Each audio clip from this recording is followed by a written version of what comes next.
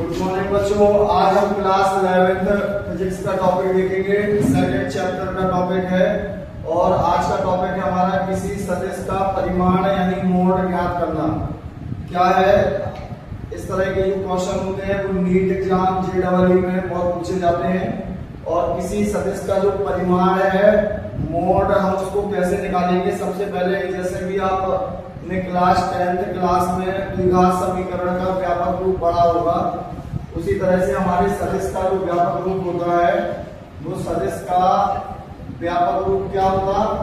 सबसे पहले हम देखेंगे सदिश का व्यापक जो रूप होता है वो होता है आपका xi plus yj plus zk। यहाँ पर इन्होंने कैप लगा होता है और इसे हम v की लिख सकते हैं। v का मतलब यहाँ पर है vector, v for vector, vector xi plus yj plus zk। ये हमारे सदिश का व्यापक रूप होता है। और हमें किसी सदिश का परिमाण ज्ञात करना है तो उसका एक फॉर्मूला होता है, सूत्र होता है। सूत्र क्या होता है, जैसे मान लीजिए हमें मोड ऑफ वेक्टर v निकालना है तो इसका फॉर्मूला बनेगा i का गुणांक का स्क्वायर। मतलब i का गुणांक क्या लिखेंगे, i का गुणांक इसका whole of square plus j का गुणांक और इसका होल ऑफ स्क्वायर करेंगे प्लस k का गुणांक और k का गुणांक का हम होल ऑफ स्क्वायर कर देंगे। इस तरह से जो हमारा जो है पूरा रूट यहाँ तक रहेगा। और जी मोड ऑफ वेक्टर v का फॉर्मूला बन गया है। हम यहाँ वेक्टर लगाना चाहें तो वेक्टर भी लगा सकते हैं, क्योंकि वेक्टर क्वांटिटी है, सदिश है, इसकी निश्चित दिशा होती है। तो हमने किसी सदिश का परिमाण ज्ञात कर लिया। जी परिमाण ज्ञात करने का क्या होता है, फॉर्मूला है, क्या है, सूत्र है। जैसे कि हम इसको एक एग्जाम्पल के द्वारा समझते हैं। मान लीजिए यदि सदिश आपके सामने लिखा है, यदि सदिश एक वेक्टर v इक्वल टू, या a लिखते हैं हम यहाँ पर, वेक्टर a बराबर 2i plus 3j plus 4k हो तो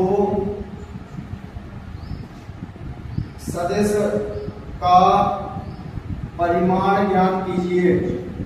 सदिश का परिमाण ज्ञात कीजिए। आप इस क्वेश्चन को कैसे सॉल्व करेंगे।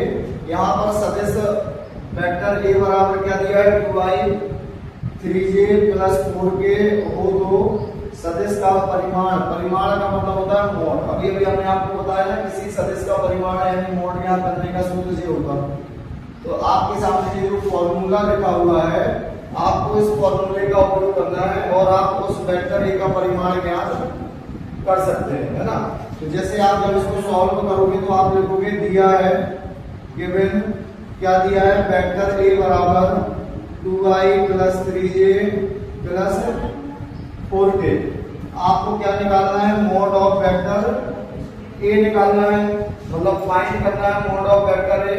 तो मोड ऑफ वेक्टर a कैसे निकालोगे आप, इसका सबसे पहले फॉर्मूला आपको याद रखना है। मोड ऑफ वेक्टर a बराबर क्या होगा, i के गुणांक का स्क्वायर, मतलब i का गुणांक, इसका आपको होल ऑफ स्क्वायर करना है प्लस j का गुणांक, इसका whole of square plus k का गुणांक। इस तरह से आपको ये वाला फॉर्मूला आपको लिख लेना है। और आपने ये वाला फॉर्मूला लिख लिया, क्या लिखा, i का गुणांक का स्क्वायर, j के गुणांक का स्क्वायर और k के गुणांक का स्क्वायर। अब आपको यहाँ देखना है कि यहाँ पर i का जो कोएफिशिएंट है, गुणांक है, वो क्या है, 2 है। तो यहाँ पर हम लिखेंगे 2 का स्क्वायर, प्लस लगा है, प्लस लगा देंगे। फिर यहाँ लिखा है j का गुणांक यानी j का गुणांक 3 है, तो हम यहाँ पर 3 का स्क्वायर करेंगे। आप इसको 3 का स्क्वायर कर दोगे प्लस k का गुणांक 4 है, तो आप यहाँ लिखोगे 4 का स्क्वायर।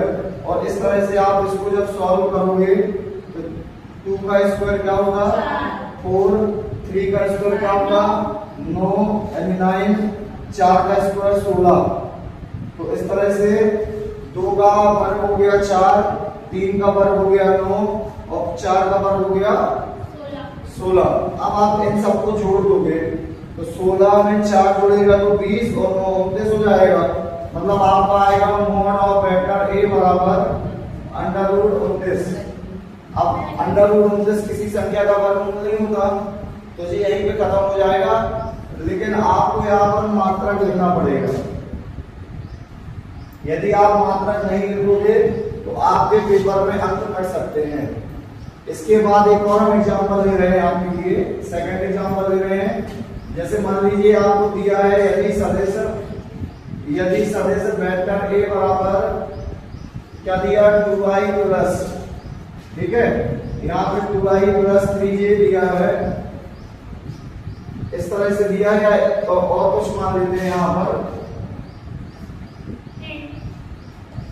यहाँ पे ऐसा मान लेते हैं वो किसी संख्या का वर्गमूल हो, मतलब यहाँ पे 2 का वर्ग 4 होता, 4 का वर्ग 16 होता है ना, तो 3 मानते हैं अपन इसको यहाँ पे ऐसा मान लें 3i माइनस 4j।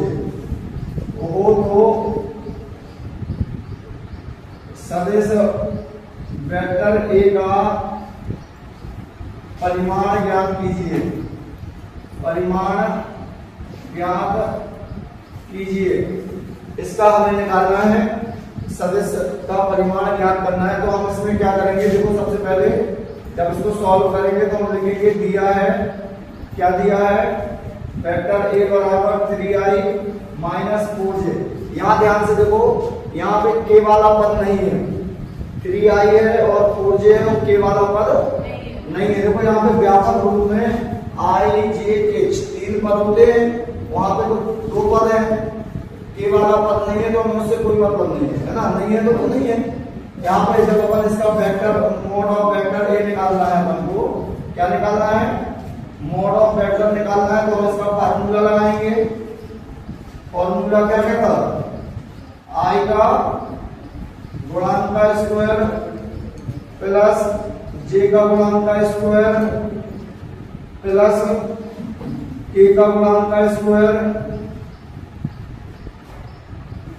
है ना। इस तरह से ये फार्मूला लग जाएगा आपका, याद रखो बेटा, ये फार्मूला लग गया। अब इनकी वैल्यू रख देना है अपन को, है ना। तो यहाँ पे देखो ध्यान से, i का गुणांक क्या है, i का गुणांक 3 है, तो 3 का होल स्क्वायर प्लस है, यहाँ पे फार्मूले में तो प्लस लगा दिया।